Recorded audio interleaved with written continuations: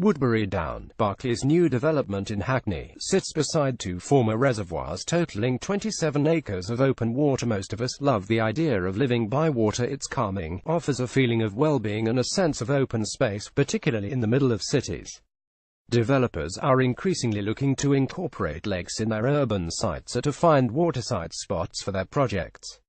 There's something about living near or overlooking water that sits well with the human psyche, says John Sanders, managing director of Berkeley Home's North East London office.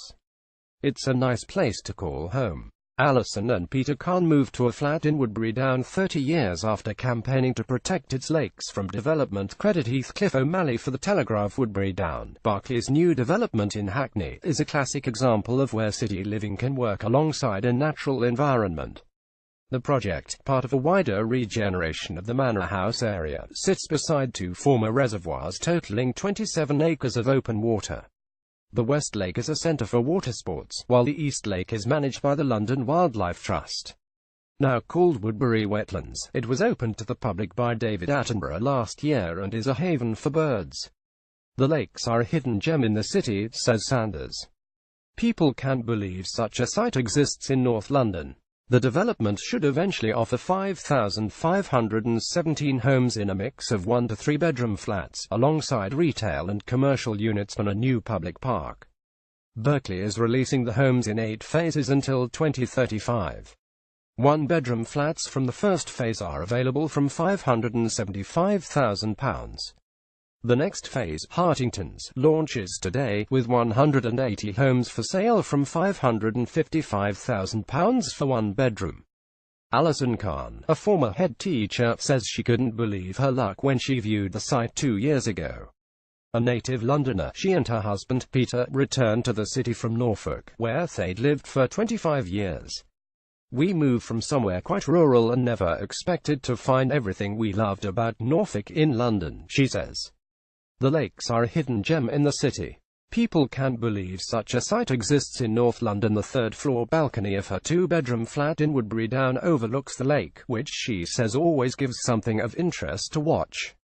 The light and space of the apartment and the views over the water meant we fell in love with it, she says. We don't feel as if we're in the city. We're woken by the calls of ducks, we've seen a family of swans grow up, and can watch the fireworks all over London at New Year. We really feel part of the community. The lakes are a valuable resource for residents. The lakeside location has a certain poignancy for the couple, too. My husband was a member of the action group to save the East Reservoir when they planned to drain and build over it about 30 years ago, says Alison. Now it's protected development isn't going to happen here. Hendon Waterside overlooks Brent Reservoir, also known as the Welsh Harp, on the other side of North London. The former West Hendon estate is being redeveloped by Barratt London as part of a wider local regeneration scheme that also centres on lakeside living. Renamed Hendon Waterside, it is fewer than 10 minutes walk from Hendon Station and overlooks Brent Reservoir, also known as the Welsh Harp. This 420-acre site of special scientific interest is a valuable habitat for wildlife and home to several sailing clubs. Hendon Waterside will create around 2,000 1 to 3-bedroom homes starting at £355,000. A large number of them will overlook the lake, and the Woodluck building also has rooftop terrace with far-reaching views. Former quarries are increasingly being used as locations for new development, although they require extensive clean-up operations before they're safe to build and live on. Pits created during mining can often become filled with groundwater, but also offer a way to channel surface water away from areas of construction, so incorporating them as features on a development seems to make sense. Shopwick Lakes will include a 30-acre public park featuring several lakes and ponds. One such brownfield site is being redeveloped on the eastern outskirts of Chichester, Hampshire, by Carlo Homes.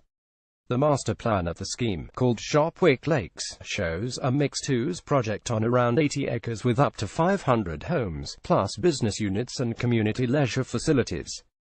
There will be a 30-acre public park designed to incorporate 3 existing lakes and some smaller ponds, and the estate is next to a 40-acre lake used by a local water sports club. A mix of 1 and 2 bedroom flats and 2 to 5 bedroom houses will be for sale, priced from £285,000. We moved from somewhere quite rural and never expected to find everything we loved about Norfolk in London. Barrett is turning a former quarry in the Kent village of Hythe, which is being redeveloped alongside an established but privately owned lake, into a scheme called Martello Lakes. The 190-home site has had a lot of buyer interest, as some properties also offer coastal views.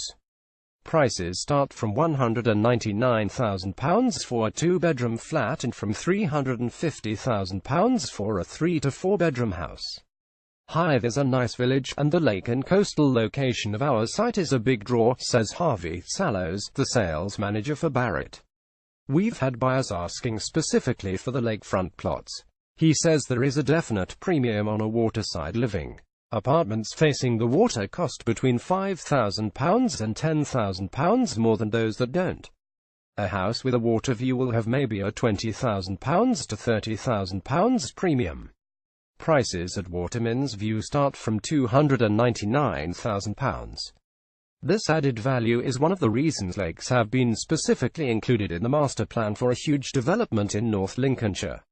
The aptly named Lincolnshire Lakes scheme will create 5 new villages with around 6,000 homes just west of Scunthorpe.